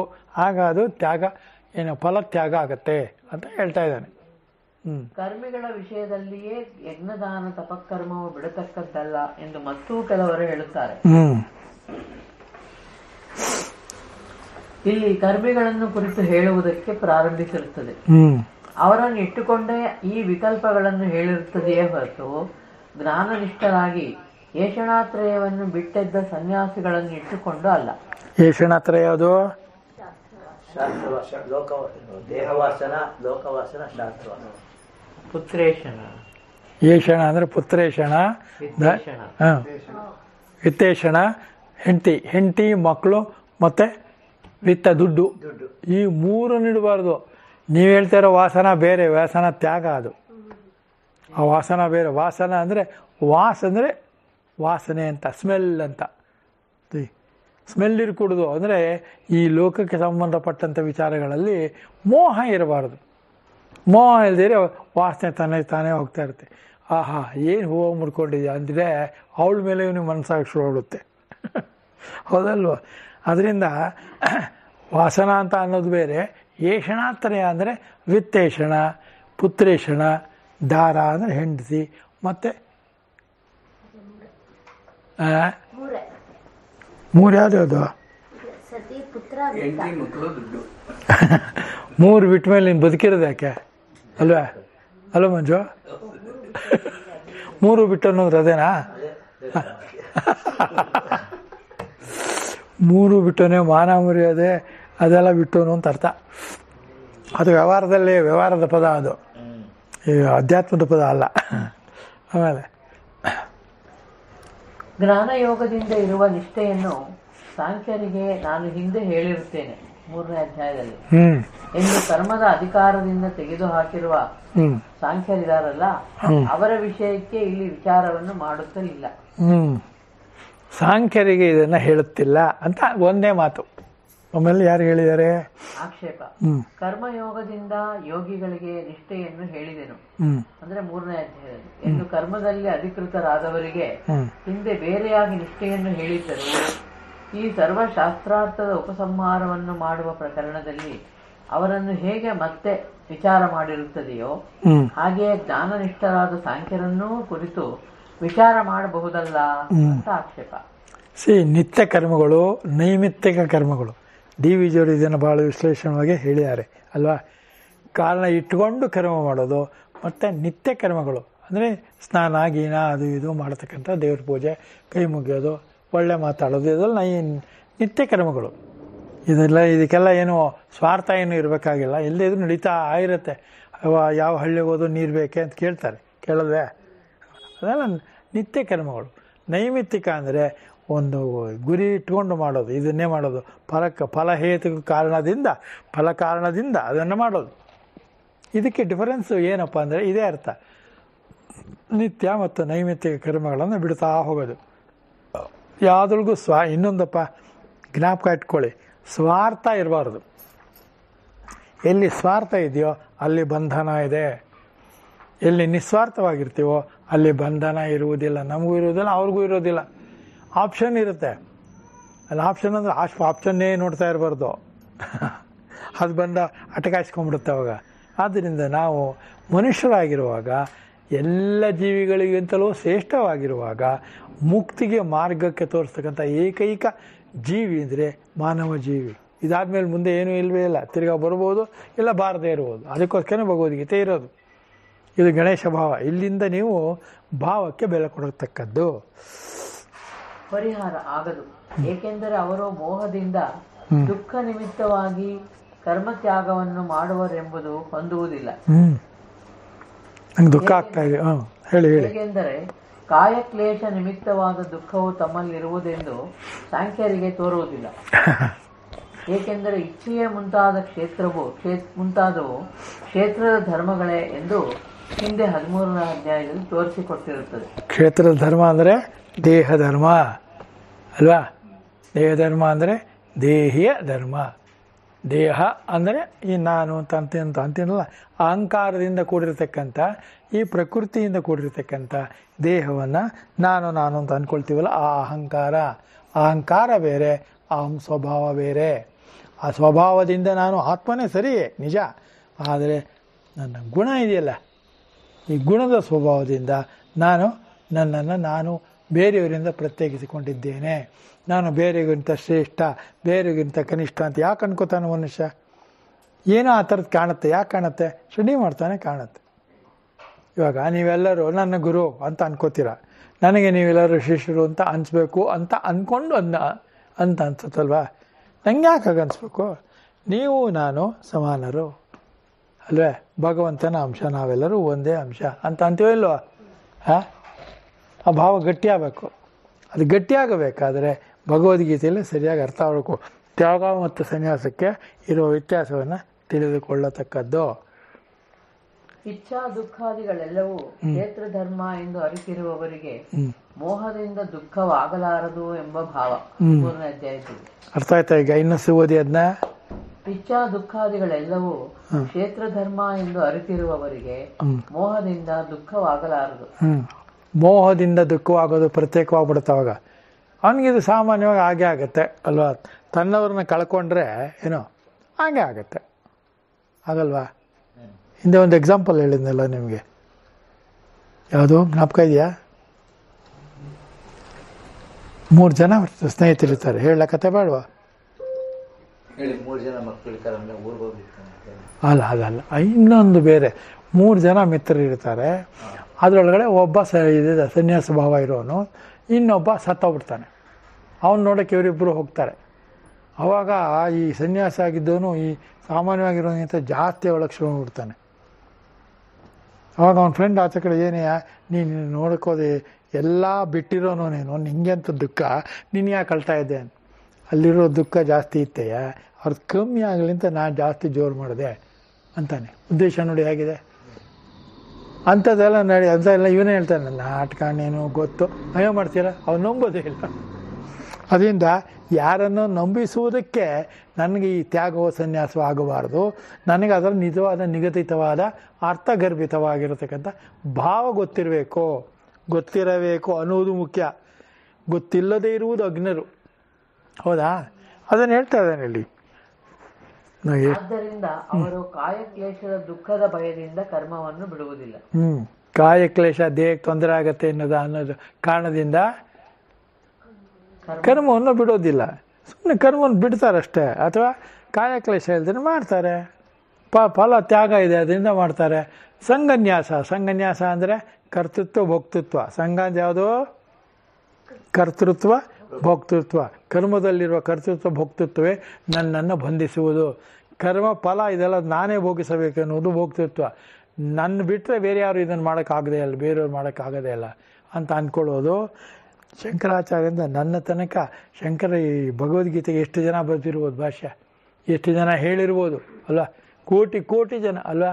ಯಾರು ಶ್ರೇಷ್ಠ, ಯಾವುದು ಅಶ್ರೇಷ್ಠ, ಅದು ಅವರವರ ಅಭಿಪ್ರಾಯ ಅಲ್ವೇ. ಗೀತೆಗೆ ಹಲವು ಮುಖಗಳಿದೆ. ನಿಮಗೆ ಯಾವುದು ಮುಖ ಹೊಂದತ್ತೋ ಆ ಮುಖವಾಡವನ್ನು ನೀವು ಹಾಕ್ಕೋಬೋದು. ಜೀವನದಲ್ಲಿ ನೀವು ಯಶಸ್ವಿ ಆಗಬೇಕಾದರೆ ಅಷ್ಟೇ, ಜಾಸ್ತಿ ಕಮ್ಮಿ ಪ್ರಶ್ನೆನೇ ಇಲ್ಲ ಇದರೊಳಗಡೆ. ಮುಂದೆ ಆದ್ದರಿಂದ ಅವರು ಕಾಯಕ್ಲೇಶದ ದುಃಖದ ಭಯದಿಂದ ಕರ್ಮವನ್ನು ಬಿಡುವುದಿಲ್ಲ. ಕರ್ಮಗಳು ತಮ್ಮಲ್ಲಿ ಇವೆಯೆಂದು ಅವರಿಗೆ ತೋರುವುದಿಲ್ಲ. ಹಾಗೆ ತೋರುತ್ತಿದ್ದರೆ ನಿತ್ಯ ಕರ್ಮವನ್ನು ಮೋಹದಿಂದ ಅವರು ಬಿಡಬಹುದು ಎಂದಾಗುತ್ತಿತ್ತು ಅಲ್ವೇ. ಆದ್ದರಿಂದ ಹಾಗೇನೂ ಇಲ್ಲ ಅವರಿಗೆ. ಅದಿದೆ ಅಂತಲೇ ಅವರು ಕನ್ಸಿಡರ್ ಮಾಡಲ್ಲ. ಕರ್ಮವು ಕರ್ಮಾಭಾಸ. ನಾನು ಮಾಡುತ್ತಿರುವುದೆಲ್ಲವೂ ಭಾಸ ಮಾತ್ರ, ತಾತ್ಕಾಲಿಕ ಮಾತ್ರ.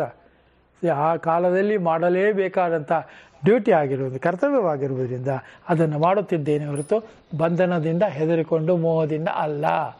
ಏನೋ ಆಗ್ಬಿಡೋದು ಮಾಡ್ತಾರಲ್ಲ, ಬನಶಂಕರಿಗೆ ತೊಗೊಂಡೋಗಿ ನಿಂಬೆಹಣ್ಣು ಅಂತ ದೀಪ ಹಚ್ಚೋದು, 90 ತೊಗೊಂಡೋಗಿ, ಅದರಿಂದೇನು ಭಾವ ಬಂಧನ ಅಲ್ಲ. ಅಂದರೆ ನನಗೇನೋ ಆಗ್ಬಿಡುತ್ತೆ ಅಂತ ಏನೂ ಆಗಲ್ಲ. ಯಾಕಾಗಲ್ಲ ಅಂದರೆ ಅವರು ಆಗ ಅನ್ಕೋತಾ ಇರೋದಕ್ಕೆ ಕಾರಣ ಏನು ಅಂದರೆ ಅಜ್ಞರು ಏನೋ ಆಗ್ಬಿಡುತ್ತೆ ಅಂತ ಅಂದ್ಕೊಂಡಿದ್ದಾರೆ. ಏನಾದ್ರು ಆಗುತ್ತಾ? ಹಾಂ, ಅದು ಕರೆಕ್ಟ್. ಏನಾಗಬೇಕೋ ಅದೇ ಆಗತ್ತೆ ಅಲ್ವಾ? ಏನು ಮಣಿ, ಅರ್ಥ ಆಗ್ತಾ ಇದೆಯಾ? ಏನೋ ಅವ್ರಿಗೆ ಅನುಮಾನ ಇದೆ, ಏನು ಕೇಳಕ್ಕೊಂಥರ ಮುಲಾಜಿಲ್ದೆ ಕೇಳ್ತಾ ಇರ್ಬೇಕು. ಕರ್ಮಕ್ಕೂ ತಮಗೂ ಸಂಬಂಧವೇ ಇಲ್ಲ ಎಂಬ ಅರಿವು ಇರುವವರು ಕರ್ಮವನ್ನು ಮಾಡುವುದಾದರೂ ಬಿಡುವುದಾದರೂ ಹೇಗೆ? ಎಲ್ಲಿದೆ? ಕರ್ಮಕ್ಕೂ ನನಗೂ ಸಂಬಂಧ ಇಲ್ಲ ಅಂದಮೇಲೆ ಬಿಡೋದೇನು ಕಟ್ಕೊಳ್ಳೋದೇನೋ ಅಲ್ವೇ? ಇವಾಗ ಲಲಿತು ನೀವು ಇದರ ಅಡುಗೆ ಮಾಡ್ತೀರ ದಿವಸ, ಅದು ಕರ್ಮ ಬಂಧನವೋ ರಮೇಶ್ ಬಂಧನವೋ? ರಮೇಶ್ ನೀವೇನು ಹೇಳ್ತೀರಾ?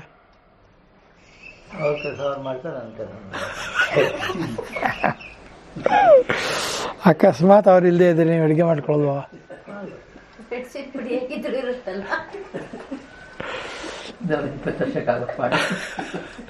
ಅದರಿಂದ ಕರ್ಮ ಬಂಧನ ಅನ್ನೋದು ಕರ್ಮ ಮೋಕ್ಷ ಅನ್ನೋದು ಎರಡೂ ಕೂಡ ತಾತ್ಕಾಲಿಕ. ಜ್ಞಾಪಕ ಇಟ್ಕೊಂಡಿರಿ. ಇಲ್ಲ ಅವನು ಹೋಗ್ಬೇಕು, ಇಲ್ಲ ನಾನು ಹೋಗ್ಬೇಕು, ಎರಡಲ್ಲೂ ಅಡುಗೆ ಬಿಡುಗಡೆ ಆಗುತ್ತೆ ಅಲ್ವಾ?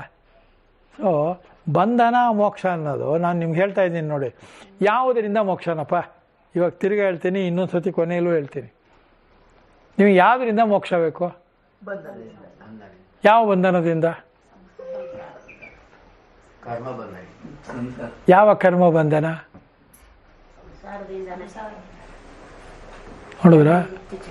ಇವಾಗ ಯಾವುದು ಬಂಧಿಸಿದೆ ಅಂತ ನಿಮ್ಗೆ ಗೊತ್ತಾದರೆ ಅದರಿಂದ ಬಿಡುಗಡೆ ಬಯಸ್ಬೋದು.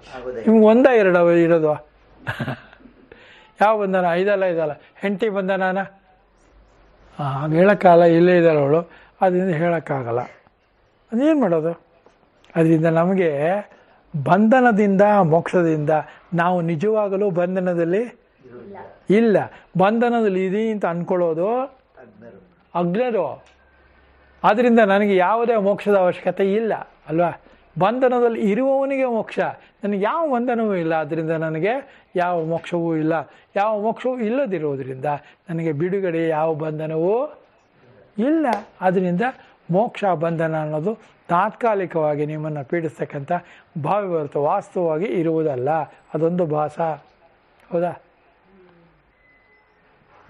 ನನಗೆ ಅಜ್ಞಾನ ಬಂಧನ ಇದೆ. ಈ ನಿಜವಾಗ್ಲೂ ಈ ಸಮಯದಲ್ಲಿ ತಿಳ್ಕೊಳ್ಳಿ. ನನಗೆ ಅಜ್ಞಾನದ ಬಂಧನ ಇದೆ. ಜ್ಞಾನದಿಂದ ಮೋಕ್ಷ ಬೇಕು. ಜ್ಞಾನ ಬಂದರೆ ಅಜ್ಞಾನ ಅನ್ನೋದು ಬಂಧನ ಹೊಟ್ಟೋಗುತ್ತೆ.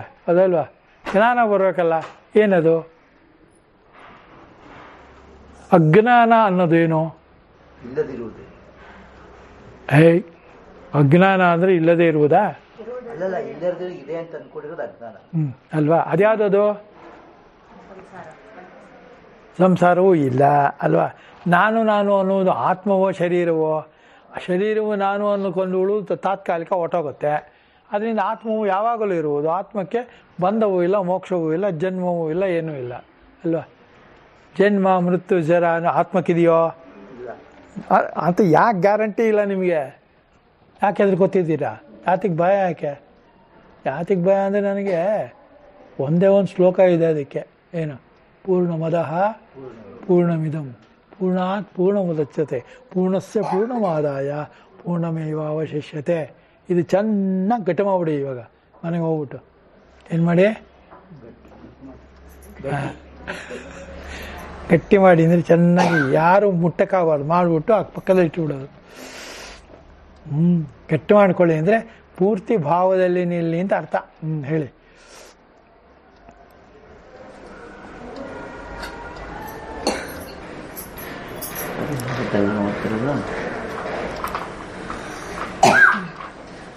ಏಕೆಂದರೆ ಇಚ್ಛೆಯೇ ಮುಂತಾದವು ಕ್ಷೇತ್ರದ ಧರ್ಮಗಳೇ ಎಂದು ತೋರಿಸಿಕೊಟ್ಟಿರುತ್ತದೆ. ಆದ್ದರಿಂದ ಅವರು ಕಾಯಕ್ಲೇಶದ ದುಃಖದ ಭಯದಿಂದ ಕರ್ಮ ಬಿಡುವುದಿಲ್ಲ. ಕರ್ಮಗಳು ತಮ್ಮಲ್ಲಿ ಇವೆಯೆಂದೂ ತೋರುವುದಿಲ್ಲ. ಇಚ್ಛಾ, ಜ್ಞಾನ, ಕ್ರಿಯೆ ಈ ಮೂರೂ ಶರೀರ ಧರ್ಮಗಳು. ಹೌದಾ? ಇಚ್ಛಾ, ಕ್ರಿಯೆ ಅಲ್ವಾ? ಯಾವುದು? ಸರಸ್ವತಿ, ಲಕ್ಷ್ಮಿ, ಪಾರ್ವತಿ 3 ಜನ ಇದ್ದೇ ಇರ್ತಾರೆ. ಆ ಭಾವಗಳೇ ಲಕ್ಷ್ಮಿ ನಾವು ಹೇಳಿ ಅದನ್ನೇ ಆರಾಧನೆ ಮಾಡೋದು.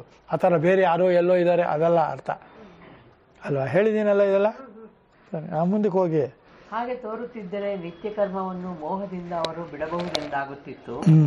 ಗುಣಗಳಿಗೆ ಕರ್ಮವು ಸೇರಿರುತ್ತದೆ, ನಾನು ಏನು ಮಾಡುವುದಿಲ್ಲ ಎಂದಲ್ಲವೇ ಅವರು ಕರ್ಮವನ್ನು ಸನ್ಯಾಸ ಮಾಡುತ್ತಾರೆ. ನೋಡಿ, ಗುಣಗಳು ಕರ್ಮಗಳೆಲ್ಲವೂ ಗುಣಕ್ಕೆ ಸೇರಿರುತ್ತದೆ.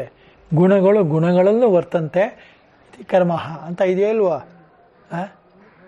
ಆದ್ದರಿಂದ ಗುಣಗಳು ಗುಣಗಳಲ್ಲಿ ವರ್ತಿಸುತ್ತವೆ ಅನ್ನುವಾಗ ನನಗೂ ಅದಕ್ಕೂ ಸಂಬಂಧ ಇಲ್ಲ. ನಾನು ಅನ್ನುವುದು ಏನಾಗಿರುತ್ತವಾಗ?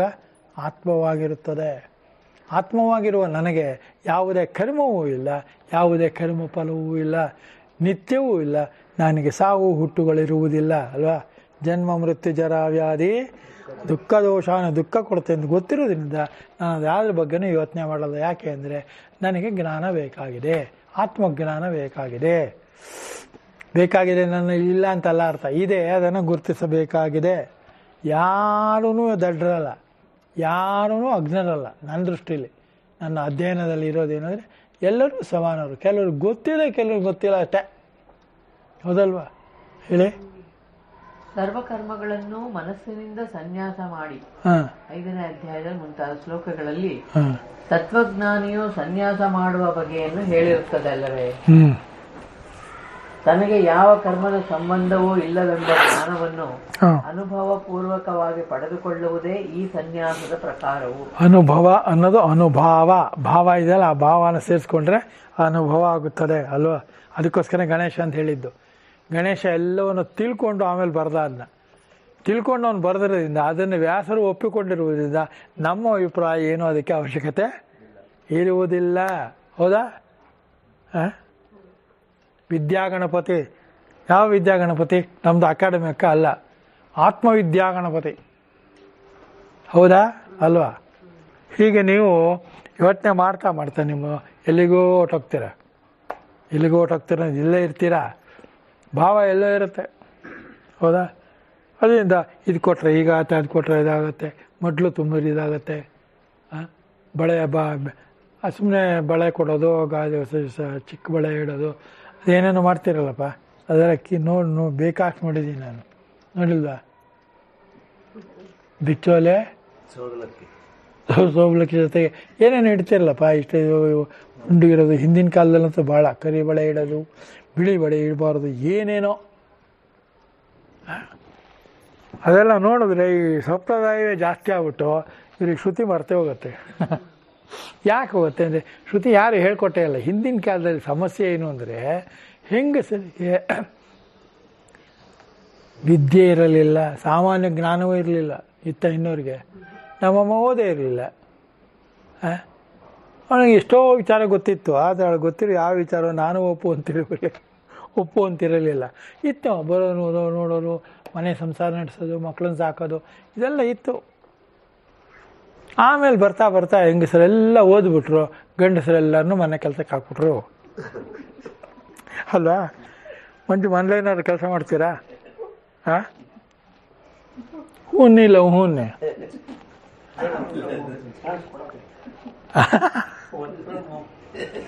ಮಣಿನ ಕೇಳಿದ್ರೆ ನಾನು ಬೆಳಗ್ಗೆ ಒಂದು ಟೀ ಮಾಡಿಕೊಟ್ಬಿಟ್ರೆ ಆಯ್ತು ಸರ್ ಎಲ್ರಿಗೂ ಅಂತಾರೆ ಅವರು.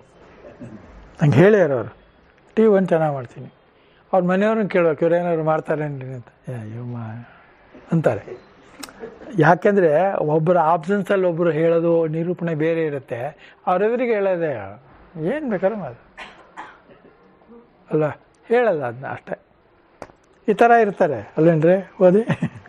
ಆದ್ದರಿಂದ ಯಾರು ಜ್ಞಾನಿಗಳಿಗಿಂತ ಬೇರೆಯವರಾಗಿ ಕರ್ಮಕ್ಕೆ ಅಧಿಕಾರಿಗಳಾದ ಆತ್ಮಜ್ಞಾನಿಗಳಲ್ಲದವರಾಗಿರುವರೋ ಮತ್ತು ಯಾರಿಗೆ ಮೋಹದಿಂದಲೂ ಕಾಯಕ್ಲೇಶ ಭಯದಿಂದಲೂ ಕರ್ಮವನ್ನು ತ್ಯಾಗ ಮಾಡುವುದೆಂಬುದು ಹೊಂದುತ್ತದೆಯೋ ಆ ತ್ಯಾಗಿಗಳನ್ನೇ ಆತ್ಮಜ್ಞರಲ್ಲದ ಕರ್ಮಿಗಳು ಮಾಡುವ ಕರ್ಮಫಲ ತ್ಯಾಗವನ್ನು ಹೊಗಳುವುದಕ್ಕಾಗಿ ತಾಮಸರು ರಾಜಸರು ಎಂದು ಇಲ್ಲಿ ಇರುತ್ತೆ ಎಂದು ಹೇಳಬೇಕು. ಆತ್ಮಜ್ಞಾನ ಇಲ್ಲ, ಕರ್ಮಿಗಳಾಗಿದ್ದಾರೆ ಅವರು.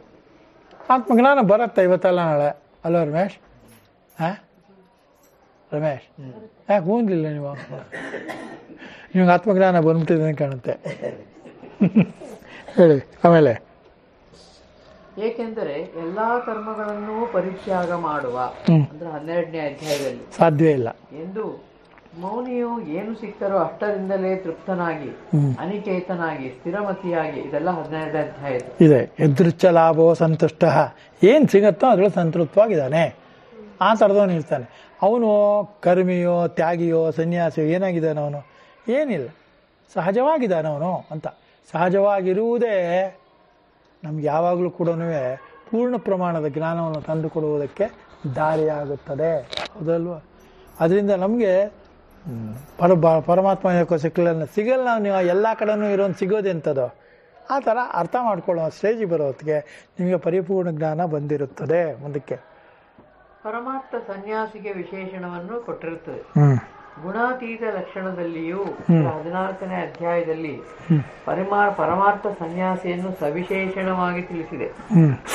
ಇಲ್ಲಿ ಕೊಟ್ಟಿರುವ ವಿಶೇಷಣಗಳಿಂದ ಜ್ಞಾನಿಗಳಿಗೆ ಯಾವ ಕರ್ಮವೂ ಇಲ್ಲವೆಂದು ಸುಸ್ಪಷ್ಟವಾಗುತ್ತದೆ. ಹೀಗಿರುವಲ್ಲಿ ಅವರು ಕರ್ಮವನ್ನು ಮಾಡಿ ಫಲತ್ಯಾಗವನ್ನು ಮಾಡಬೇಕೆಂದು ಅಲ್ಲಿ ಹೇಳಿದೆ ಎಂದು ಕಲ್ಪಿಸುವುದು ಗೀತಾಚಾರ್ಯನಿಗೆ ವ್ಯಾಹತಿ ದೋಷವನ್ನು ಅಂಟಿಸಿದಂತೆ ಆಗುತ್ತದೆ ಎಂದು ಗೀತಾಚಾರ್ಯ ಅಂದರೆ ಕೃಷ್ಣ ಅಂತ ಅನ್ಕೊಂಡ್ಬಿಡ್ತೀವಲ್ವಾ? ನಿಜವಾಗ್ಲೂ ಗೀತಾಚಾರ್ಯ ಹೇಳಿದ್ದೇನೆ ಹೇಳ್ಯಾನೆ, ಅಷ್ಟು ವ್ಯಾಸರು ಬರೆದಿದ್ದನ್ನು ಅವನು ಹೇಳ್ಯಾನೆ. ಆದರೆ ಅದಕ್ಕೆ ವಿಶೇಷವಾದ ಅರ್ಥವನ್ನು ಕೊಟ್ಟಿದ್ದಾನೆ. ಹೇಗೆ ನಡ್ಕೋಬೇಕು ಅನ್ನೋದು ಹೇಳಿದ್ದಾನೆ, ಯಾವುದನ್ನು ಬಿಡಬೇಕು ಅನ್ನೋದನ್ನು ಹೇಳಿದ್ದಾನೆ. ಭಾಳ ವಿಶ್ಲೇಷಣೆ ನಾನು ಮಾಡ್ಯಾನೆ. ಅಂದರೆ ಕೃಷ್ಣ ಅನ್ನುವನು ಭಗವದ್ಗೀತೆಯ ಸಂಶ್ಲೇಷಕ, ವಿಶ್ಲೇಷಕ ಅಲ್ಲ. ಹೇಳಿದ್ದೀನಲ್ವ ಎಷ್ಟೊಸೆ? ಭಗವಂತನು ಪರಮಾತ್ಮನು, ಶ್ರೀಕೃಷ್ಣ ಪರಮಾತ್ಮನು ವಿಶ್ಲೇಷಕ, ವಿಶ್ಲೇಷಣೆ ಮಾಡ್ತಾನೆ. ಸಂಶ್ಲೇಷಕ ಅವನು ಆ ದಿನದನ್ನು ಅದ್ರಲ್ಲಿರತಕ್ಕಂಥದ್ದನ್ನು ಬಿಡಿಸ್ತಾನೆ ಹೊರತು ವಿಶ್ಲೇಷಕನಲ್ಲ, ಸಂಶ್ಲೇಷಕ. ಹೌದಾ? ಅರ್ಥ ಆಯ್ತಾ? ಇಲ್ಲ ಅನ್ನಿ ಇದೇನು ಇಲ್ಲ ಏನು ರಮೇಶ್? ಸಂಶ್ಲೇಷಕ ಅಂದ್ರೆ ಏನು, ವಿಶ್ಲೇಷಕ ಅಂದ್ರೆ ಏನು? ನಿಮ್ಗೆ ಅನುಮಾನ ಬಂತಲ್ವಾ? ಸಂಶ್ಲೇಷಣೆ ಅಂದ್ರೆ ಏನು? ಸರಿಯಾಗಿ ಇರುವುದನ್ನು ಅದನ್ನು ಸರಿಯಾಗಿಯೇ ಹೇಳುತ್ತಾನೆ, ಅದು ಸಂಶ್ಲೇಷಣೆ. ನಮ್ಮ ಅಭಿಪ್ರಾಯ ಸೇರಿಸಿ ಹೇಳೋದು, ಹೀಗಲ್ಲ ಹಾಗೆ ಹೀಗೆ ಹೇಳ್ತಾ ಇರೋದು. ಸತ್ಯನಾರಾಯಣ ಪೂಜೆಯಲ್ಲಿ ಸಭಾದ್ ಭಕ್ಷನ ಹಾಕುವಾಗ ಸಭಾದ್ ಭಕ್ಷ ಮಾಡೋದು, ಏಲಕ್ಕಿ ಹಾಕಬಾರ್ದು ಅಂದ್ಬಿಡೋದು, ಬಾಳೆಹಣ್ಣು ಹಾಕಬೇಕು. ನೀವು ಸಭಾದ್ ಭಕ್ಷನೇ ಮಾಡಬೇಡಿ, ಆವಾಗಲೂ ಏನು ದೋಷ ಏನಿಲ್ಲ ಅಲ್ವಾ? ಹೌದು ಅಂತ ಹೇಳೋಕ್ಕೆ ಭಯ ನಿಮಗೆ. ಸತ್ಯನಾರಾಯಣ ಕಣ್ಣು ಕೊಕ್ಬಿಡ್ತಾನೆ, ಅವನಿಗೇನು ಕೊಕ್ಕಿದ್ಯಾ? ಸುಮ್ಮನೆ ಹೇಳ್ತಾ ಇರೋದು. ದೇವ್ರನ್ನ ಭಯಂಕರವಾಗಿ ರಾಕ್ಷಸನ ಮಾಡೋದು ಏನಿಲ್ಲ. ಭಕ್ತಿ ಅಂದರೆ ನಿರ್ಭಯವಾಗಿರೋದೇ ಭಕ್ತಿ. ಭಯ ಪಡೋದು ಭಕ್ತಿ ಆಗಲಾರದು. ಏನು ಮಂಜು? ಹಾಂ, ಗಂಡನ ಕಂಡ್ರೆ ನಂಗೆ ಭಯ. ಯಾಕೆ ಭಯ? ಎಲ್ಲಿ ತಪ್ಪಿದೆಯೋ ಅಲ್ಲಿ ಭಯ ಇರುತ್ತದೆ. ನಿಧಾನ ಯೋಚನೆ ಮಾಡಿ. ಎಲ್ಲಿ ತಪ್ಪಿದೆಯೋ ಅಲ್ಲಿ ಭಯ ಇರುತ್ತದೆ. ಎಲ್ಲಿ ಭಯ ಇದೆಯೋ ಮತ್ತೆ ಮತ್ತೆ ತಪ್ಪು ಮಾಡುವ ಸಂಭವ ಇದೆ. ಹೌದಾ? ಹೂನ್ಯ, ಧೈರ್ಯವಾಗಿ ಹೇಳ್ಬೇಕು. ಏನು ಮಾಡಿ? ಭಯ ಇರುವ ಕಡೆ ತಪ್ಪು ಮಾಡುವ ಸಂಭವ ಇದೆ. ಮಾಡದೇನೂ ಇರ್ಬೋದು, ಯಾಕೆಂದ್ರೆ ಹಿಂದೆ ಮಾಡಿದ್ದೆಲ್ಲ ಗೊತ್ತಿರುತ್ತಲ್ಲ. ಅದರಿಂದ ನಾನು ತಪ್ಪು ಮಾಡುವುದಿಲ್ಲ ಅನ್ನುವುದಿರ್ಬೋದು. ಹೇಳಿಪ್ಪ ನೀವು. ಜ್ಞಾನದ ಹೆಚ್ಚಿನ ನಿಷ್ಠೆಯನ್ನು ಹೇಳುತ್ತೇನೆ ಕೇಳು ಎಂದು ಮುಂದೆಯೂ 18ನೇ ಅಧ್ಯಾಯದಲ್ಲಿ ಜ್ಞಾನಿಯನ್ನು ಬೇರ್ಪಡಿಸಿ ತಿಳಿದಿರುತ್ತದೆ. ಅಂದ್ರೆ ಕರ್ಮ ಫಲವನ್ನು ಈಶ್ವರಾರ್ಪಣ ಮಾಡಿ ಸಿದ್ಧಿಯನ್ನು ಪಡೆದವನಿಗೆ ಮುಂದೆ ಜ್ಞಾನದ ನಿಷ್ಠೆ ದೊರಕುವುದೆಂದು ಹೇಳಿರುವುದರಿಂದ ಕರ್ಮ ಫಲ ತ್ಯಾಗವು ಜ್ಞಾನಿಯ ವಿಷಯವಲ್ಲ ಎಂದು ಏರ್ಪಡುತ್ತದೆ ಭಾವ. ನೋಡಿ, ಜ್ಞಾನಿಯ ವಿಷಯ ಅನ್ನೋದು ತ್ಯಾಗವಾಗಲಾರದು, ಸನ್ಯಾಸ ಆಗ್ಬಿಡುತ್ತೆ ಅಂತ ಹೇಳ್ತೇವೆ ಅಲ್ಲವೇ? ಇನ್ನಷ್ಟು ಓದಿ ಅದನ್ನ.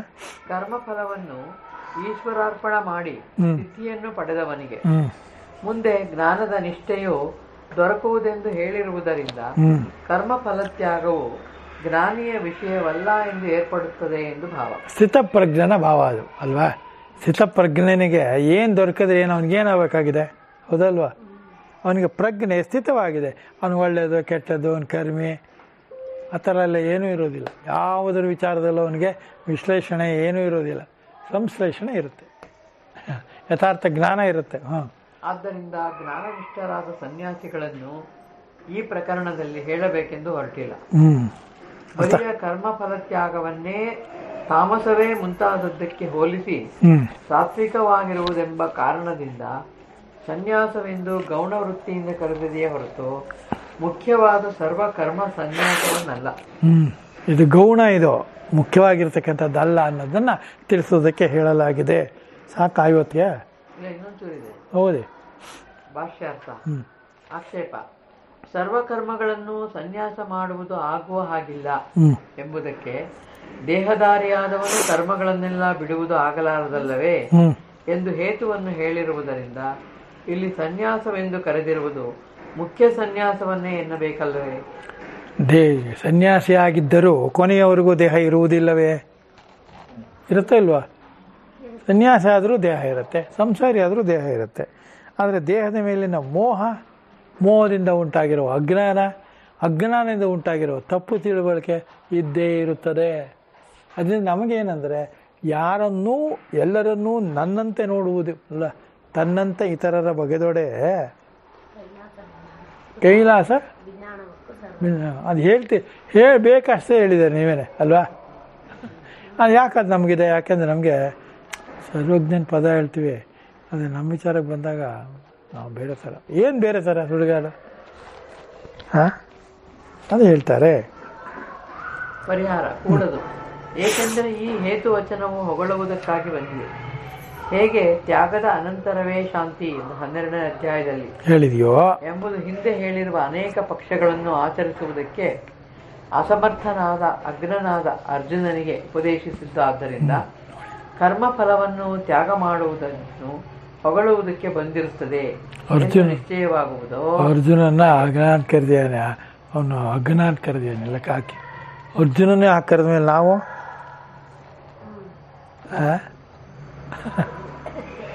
ಏನಂತ ಹೇಳ್ಬೇಕು ಹೇಳಿ? ಈ ಶ್ಲೋಕದ ಭಾಷ್ಯದಲ್ಲಿ ಜ್ಞಾನಿಗಳ ತ್ಯಾಗಕ್ಕೂ ಅಜ್ಞರ ಕರ್ಮ ಫಲತ್ಯಾಗಕ್ಕೂ ಹೋಲಿಕೆ ಇರುವುದರಿಂದ ಕರ್ಮ ಫಲತ್ಯಾಗವನ್ನು ಹೊಗಳಿದೆ ಎಂದು ತಿಳಿಸಿಕೊಟ್ಟಿದೆ. ಕರ್ಮಕ್ಕೆ ಫಲ ಇದ್ದೇ ಇದೆ ಅಂತ ಹೊಗಳಿದ್ದಾರೆ. ಅದನ್ನು ತ್ಯಾಗ ಮಾಡಬೇಕು ಅಂತ ಅಜ್ಞರಿಗೆ ಹೇಳಿರೋದು, ಜ್ಞಾನಿಗಳಿಗೆಲ್ಲ. ಯಾಕೆಂದರೆ ಜ್ಞಾನಿಗಳಿಗೆ ತ್ಯಾಗ ಅನ್ನೋದು ಹೊಂದ್ಕೊಂಬಿಟ್ರೆ ಸನ್ಯಾಸದ ಇರುತ್ತೆ. ನಿಜವಾದ ಸನ್ಯಾಸಿಗೆ, ಎಲ್ಲ ಸನ್ಯಾಸಿಗಳಿಗಲ್ಲ ಅಲ್ವಾ? ಅದರಿಂದ ಅದಿಟ್ಕೊಳ್ಳಿ. ಆಮೇಲೆ ಹಾಗೆಯೇ ಈ ದೇಹಧಾರಿಯಾದವನು ಕರ್ಮಗಳನ್ನೆಲ್ಲ ಬಿಡುವುದಕ್ಕಾಗುವುದಿಲ್ಲ. ಆಗತ್ತ ರಮೇಶ್? 18ನೇ ಅಧ್ಯಾಯದ 11ನೇ ಶ್ಲೋಕ ಎಂಬ ವಚನವು ಕರ್ಮ ಫಲತ್ಯಾಗವನ್ನು ಹೊಗಳುವುದಕ್ಕಾಗಿ ಬಂದದ್ದೆಂದು ನಿಶ್ಚಯವಾಗುತ್ತದೆಯೇ ಹೊರತು ಸರ್ವಕರ್ಮಗಳನ್ನೂ ಮನಸ್ಸಿನಿಂದ ಸನ್ಯಾಸ ಮಾಡಿ ವಶಿಯಾದವನು ಏನನ್ನೂ ಮಾಡಿಸದೇ ಇರುತ್ತಾನೆ 5ನೇ ಅಧ್ಯಾಯದ ಎಂಬ ಈ ಪಕ್ಷಕ್ಕೆ ಅಪವಾದವನ್ನು ತೋರಿಸುವುದು ಯಾರಿಂದಲೂ ಆಗಲಾರದು. ಭಗವಂತನು ಏನನ್ನೂ ಮಾಡುವುದಿಲ್ಲ, ಏನನ್ನೂ ಮಾಡಿಸುವುದಿಲ್ಲ. ಓದಿರಲ್ಲ? ಕರೆಕ್ಟು.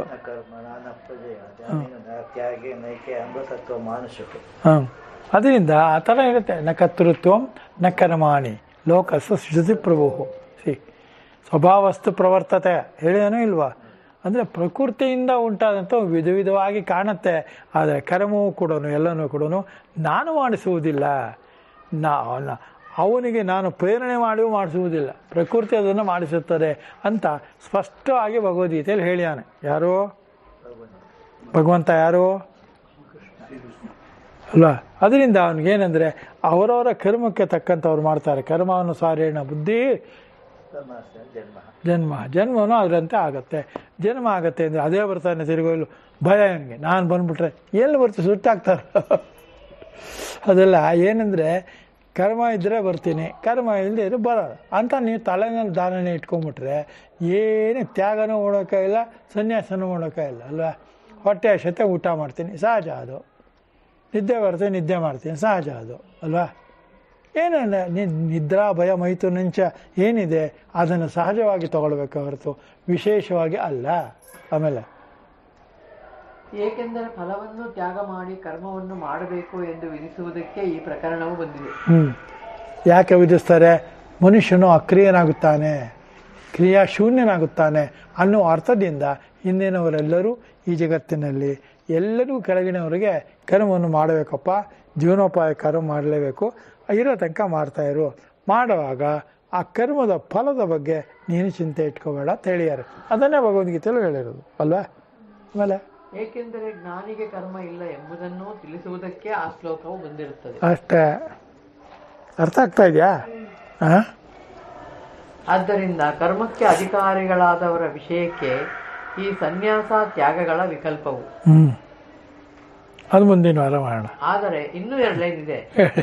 ಆದರೆ ಪರಮಾರ್ಥ ದರ್ಶಿಗಳಾದ ಸಾಂಖ್ಯರಿರುವರಲ್ಲ, ಅವರಿಗೆ ಸರ್ವಕರ್ಮ ಸನ್ಯಾಸ ರೂಪವಾದ ಜ್ಞಾನನಿಷ್ಠೆಯಲ್ಲಿಯೇ ಅಧಿಕಾರವೇ ಹೊರತು ಮತ್ತೊಂದರಲ್ಲಿ ಇಲ್ಲವಾಗಿ ಅವರು ಈ ವಿಕಲ್ಪಕ್ಕೆ ತಕ್ಕವರಲ್ಲ. ಮತ್ತು ಇದನ್ನು ನಾವು ಈತನು ಅವಿನಾಶಿ ಎಂದು ಯಾರು ತಿಳಿಯುತ್ತಾನೋ ಎಂಬ ಪ್ರದೇಶದಲ್ಲೂ 3ನೇ ಅಧ್ಯಾಯದ ಮೊದಲಿನಲ್ಲಿಯೂ ಯುಕ್ತಿಯಿಂದ ತೋರಿಸಿಕೊಟ್ಟಿರುತ್ತೇವೆ. ಯಾವ ಕರ್ಮವೂ ಇಲ್ಲದ ಜ್ಞಾನಿಯು ಯಜ್ಞಾದಿಗಳನ್ನು ಮಾಡಬೇಕೋ ಬಿಡಬೇಕೋ ಎಂಬ ಪ್ರಶ್ನೆಯೇ ಹೇಳೋದಿಲ್ಲ. ಜ್ಞಾನ ಇದೆ, ಅವನು ಯಾಕೆ ಮಾಡಕ್ಕೆ ಹೋಗ್ತಾನೆ? ಅಲ್ಲ, ಊಟ ಆಗದವನು ತೃಪ್ತಿಯಾಗಿರುವವನು ಮತ್ತೆ ಊಟವನ್ನು ಮಾಡ್ತಾನೋ? ಅದೇ ರೀತಿ ಇದೆ. ಅಂದರೆ ಜ್ಞಾನ ಅನ್ನೋದು ಅಷ್ಟು ಪಕ್ವ ಆಗಬೇಕು ಅವನಿಗೆ. ನಾನು ಭಗವದ್ ಅಂಶ, ಭಗವಂತನ ಅಂಶವಾಗಿರುವುದರಿಂದ ನನಗೆ ರಾಗದ್ವೇಷ ಇರಬಾರದು. ಯಾವಾಗಲೂ ನಗನತಾ ಎಲ್ಲರೂ ನಗಿಸ್ಕೊಂಡು ಇರಬೇಕು ಅನ್ನತಕ್ಕಂಥದ್ದು ಸಾಮಾನ್ಯ ತಿಳುವಳಿಕೆ ಅಲ್ವಾ? ಸಾಮಾನ್ಯ ತಿಳುವಳಿಕೆ. ಆದರೆ ಅಸಾಮಾನ್ಯ ಯಾಕಾಗಿದೆ ಅಂದರೆ ಭಗವಂತನ ಅಂಶ ನಾನು ಅನ್ನೋದೇ ಒಪ್ಕೊಳ್ಳೋಕ್ಕೆ ನಮಗೆ ನಾನೇ ವಿಶೇಷ, ಭಗವಂತನೇ ಬೇರೆ ನಾನೇ ಬೇರೆ, ಏನು ತಿಳ್ಕೊಂಡೇನು ಭಗವಂತನನ್ನು ಅಂದ್ರೆ ಅವನಿಗೆ ನೀವು ಚಾಲೆಂಜ್ ಹಾಕೋದಾದರೆ ಅನುಭವಿಸೋದು ಇನ್ನೇನಿಲ್ಲ.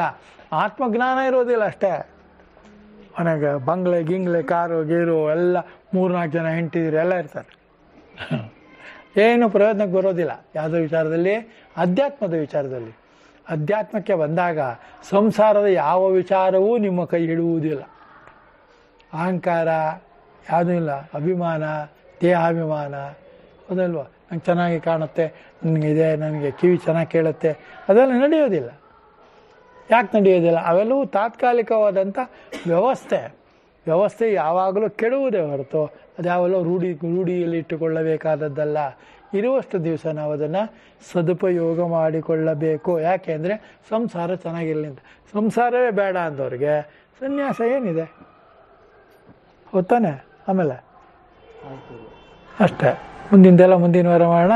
ಕರ್ಮ ಫಲ ತ್ಯಾಗವೇ ಸಾತ್ವಿಕ ತ್ಯಾಗ. ಕೃಷ್ಣನಿಗೆ ಹೇಳಿದಲ್ಲ 3ನೇ ಅಧ್ಯಾಯದಲ್ಲಿ, ಕರ್ಮಫಲ ತ್ಯಾಗವೇ ಸಾತ್ವಿಕದ್ದು, ರಜಸ್ಸು ತಮಸ್ಸು ಆಮೇಲೆ ಮಾತಾಡ್ತಾನೆ ಅಲ್ವಾ? ಏನಾದ್ರು ಪ್ರಶ್ನೆಗಳಿದೆಯಾ? ಏನು ಮಂಜು? ಇಲ್ಲ. ಕರ್ಮವೇನು ಮಾಡದೇ ಇದ್ದಾಗ ಪ್ರಶ್ನೆ ಎಲ್ಲಿ ಬಂತು ಅಂತ ಅರ್ಥ ಆಗ್ತಾ ಇದೆಯಾ? ಆದ್ದರಿಂದ ನಾವು ಮಾಡುತ್ತಿರುವ ಈಗಿನ ಎಲ್ಲವೂ ಜೀವನಾಂಶಕ್ಕೆ ಮಾಡುವುದೆಲ್ಲವನ್ನ ಅಧ್ಯಾತ್ಮಕ್ಕೆ ಎಳೆದು ತರಬಾರದು. ಮಂಜು, ಅರ್ಥ ಮಾಡ್ಕೊಳ್ಳಿ. ನೀವು ಮಾಡೋ ವ್ಯವಹಾರಕ್ಕೂ ಈ ಅಧ್ಯಾತ್ಮದ ಜ್ಞಾನಕ್ಕೂ ಯಾವ ಸಂಬಂಧವೂ ಇರುವುದಿಲ್ಲ. ಆದ್ದರಿಂದ ಇಲ್ಲ. ಯಾಕೆಲ್ಲ? ಇರುವುದಿಲ್ಲ, ಆದ್ದರಿಂದ ಇಲ್ಲ ಅಷ್ಟೇ. ಏನಾದ್ರು ಪ್ರಶ್ನೆ ಇದ್ರೆ ಕೇಳಿ ಮಣಿ.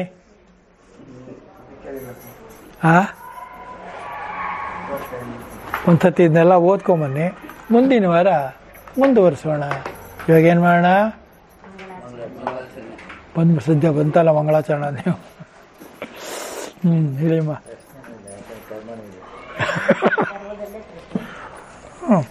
ಪ್ರಶ್ನೆ ಅನ್ನೋದೇ ಒಂದು ಕರ್ಮ ಅಂತ ರಮೇಶು.